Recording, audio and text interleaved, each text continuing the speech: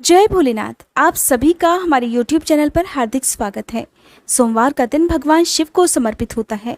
इस दिन भगवान शिव के साथ साथ माँ पार्वती जी की पूजा करने से सभी दुखों का नाश होकर सारी मनोकामनाएं पूर्ण हो जाती हैं। आज की कथा सुनाने से पहले मैं आप सभी को बता दूं कि आजकल आप हर दिन हमारे चैनल पर मार्गशीर्ष मास महात्म्य और अब तक के रुके हुए भागवत कथा के सभी अध्याय भी सुन सकते हैं।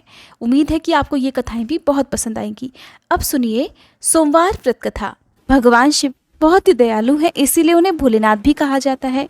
सोमवार के दिन भक्तजन उपवास रखकर व्रत की कथा पढ़ते और सुनते हैं, लेकिन जो लोग इस दिन किसी कारणवश उपवास ना रख पाए उन्हें भी इस व्रत कथा को अवश्य ही पढ़ना और सुनना चाहिए। पौराणिक कथा के अनुसार किसी नगर में एक साहूकार रहता था। उसके घर में धन की कोई कमी नहीं थी, लेकिन उसकी कोई संतान नहीं थी, जिस कारण वह बेहद दुखी था। पुत्र प्राप्ति के लिए वह भगवान शिव की पूजा करता, हर सोमवार व्रत रखता और पूरी श्रद्धा के साथ मंदिर में जाकर भगवान शिव और माता पार्वती की पूजा किया करता। उसकी भक्ति देखकर एक दिन माँ पार्वती प्रसन्न हो गई और भगवान शिव से उस साहूकार की मनोकामना पूर्ण करने का आग्रह करने लगी। देवी पार्वती की इच्छा सुनकर भगवान शिव ने कहा, हे पार्वती, इस संसार में हर प्राणी को उसके कर्मों के अनुसार फल मिलता है और जिसके भाग्य में जो हो उसे भोगना ही पड़ता है।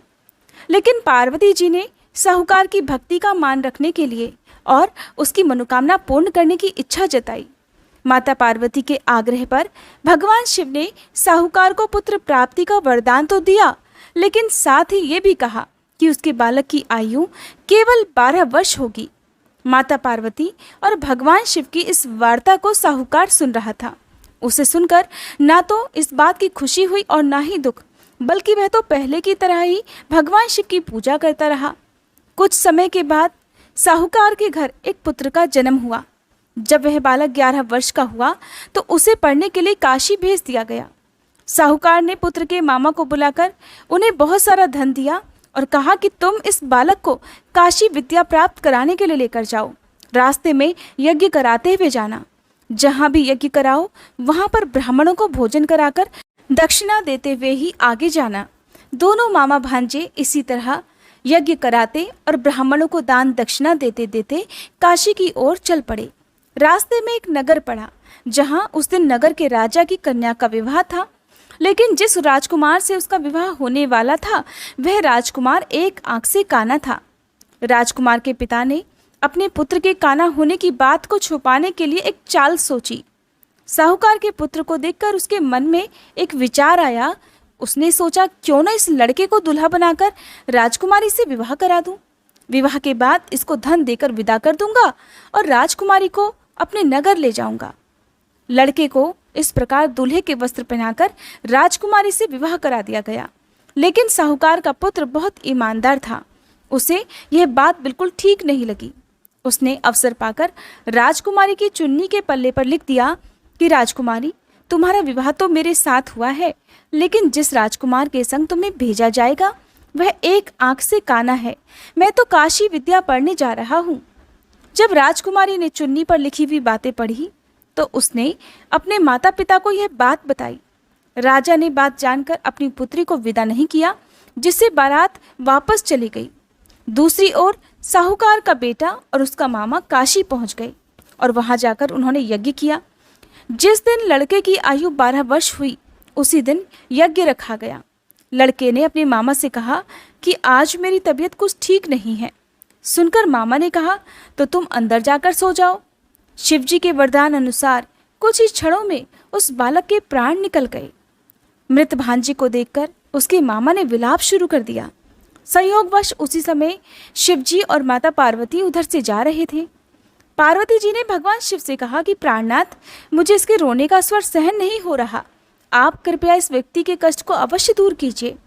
जब शिवजी मृत बालक के समीप गए तो वह बोले कि देवी, ये तो उसी साहूकार का पुत्र है जिसे मैंने 12 वर्ष की आयु का वरदान दिया था। अब इसकी आयु पूरी हो चुकी है। सुनकर देवी पार्वती के मन में ममता जाग उठी।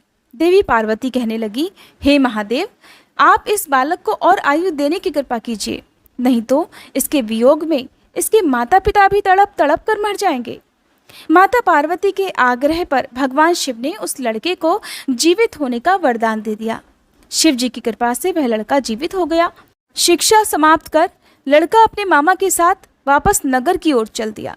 दोनों चलते चलते उसी नगर में जा पहुंचे जहां कभी उसका विवाह हुआ था। उस नगर में भी उन्होंने यज्ञ का आयोजन किया।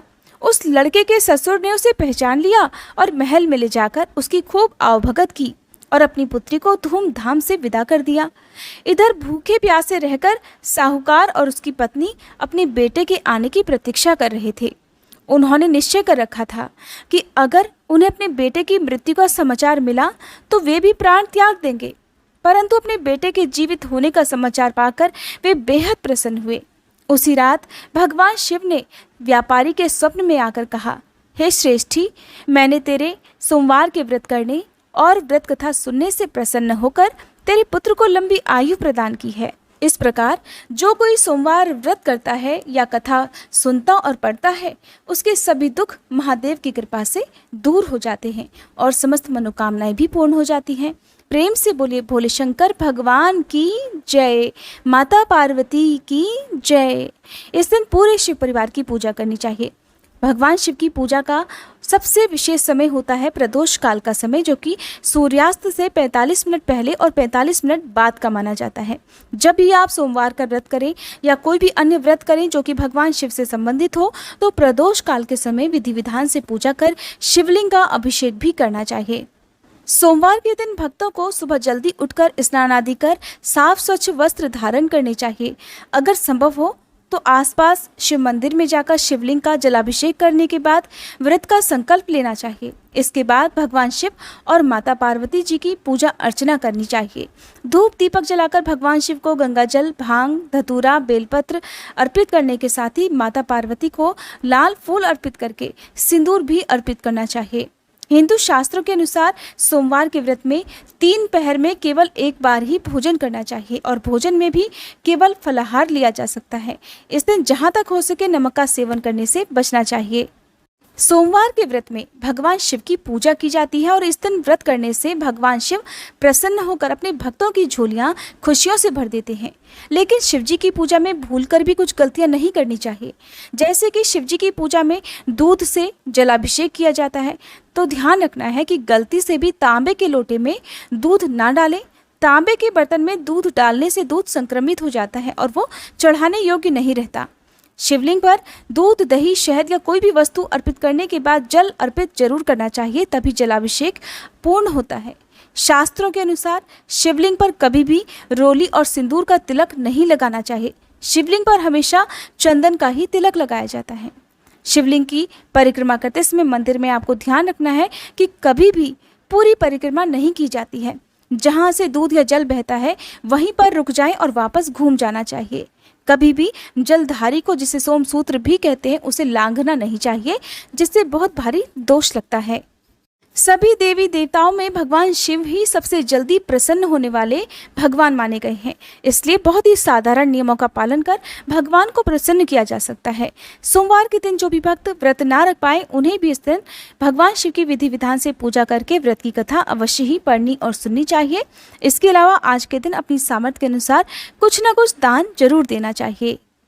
पहली बार व्रत प्रारंभ करने वाले भक्तों को पहले व्रत में कितनी संख्या में आपको ये व्रत रखने हैं, उन संख्याओं का संकल्प लेना चाहिए और निश्चित संख्याएं पूरी होने के बाद व्रतों का उद्यापन किया जाता है, तभी ये व्रत पूर्ण माने जाते हैं। हर सोमवार को जब भी आप व्रत रखते हैं तो व्रत का संकल्प जरूर लेना चाहिए। अपना नाम, अपने कुल, अपने गोत्र का नाम लेकर जिस महीने के जिस पक्ष का, यानी कि कृष्ण पक्ष या शुक्ल पक्ष का आप व्रत रख रहे हैं, उस पक्ष का नाम भी आपको उस महीने के साथ में लेकर ही संकल्प लेना चाहिए। दान की जाने वाली वस्तुओं में आप अन्न, धन या फिर वस्त्रों का दान कर सकते हैं। इसके अलावा धार्मिक पुस्तकों का दान भी इस दिन किया जा सकता है। उद्यापन वाले दिन आपको सोमवार व्रत कथा की जो किताब आती है उसका दान भी करना चाहिए और आप मंदिर में भी इन किताबों का दान कर सकते हैं। ये थी आज की वीडियो। उम्मीद करती हूँ ये कथा, ये जानकारी आपको पसंद आई होगी।